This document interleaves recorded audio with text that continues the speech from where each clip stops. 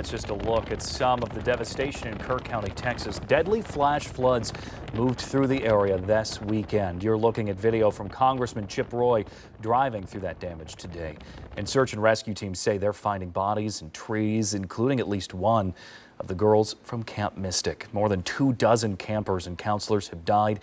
It's just one of many children's summer camps along the Guadalupe River where mountains of debris, including mangled cars, now sit. From Hunt all the way to Comal County in a straight line distance is over 100 kilometers. This is a massive field that is happening. And again, this is unprecedented flood events. More than 800 high water rescues have happened since the flooding started, and the risk of life-threatening flooding still is pretty high in central Texas, with even more rain on the way. And the issue with flash flooding is they're unpredictable and certainly can be. 10 TV meteorologist Meredith Garfalo talked with our local National Weather Service on how to stay safe when floodwaters come rushing in.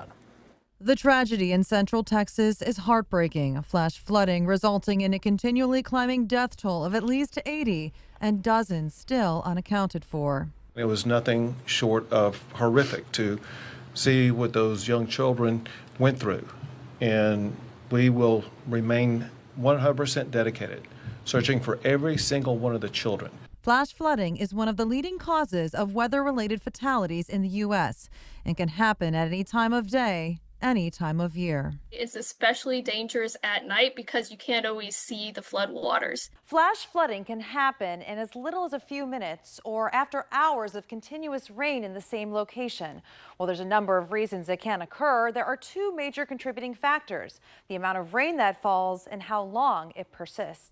Flooding can occur sometimes when you have really high rates. So a really heavy rain coming in a short amount of time is one thing.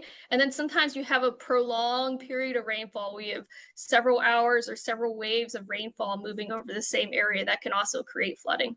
And another thing to keep in mind, some locations are more flood prone than others, which can include homes and businesses or some of your favorite places to camp and hike. You want to make sure to look out if you're near a river, if you are going to be in a low-lying area, all those areas that are really flash flood prone. Even urban areas, you don't have where water can really seep into the ground as easily, so you can get some runoff pretty easily in urban areas.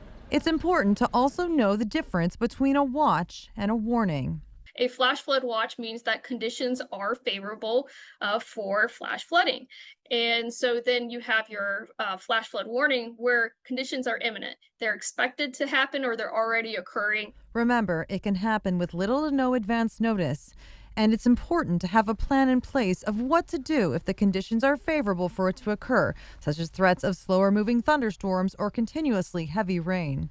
Have a variety of sources to get weather information because one might not always work. If a communication method goes down, it's good to have backup communications to make sure that you can get the warning and get to safety. For 10 TV, I'm meteorologist Meredith Garfalo.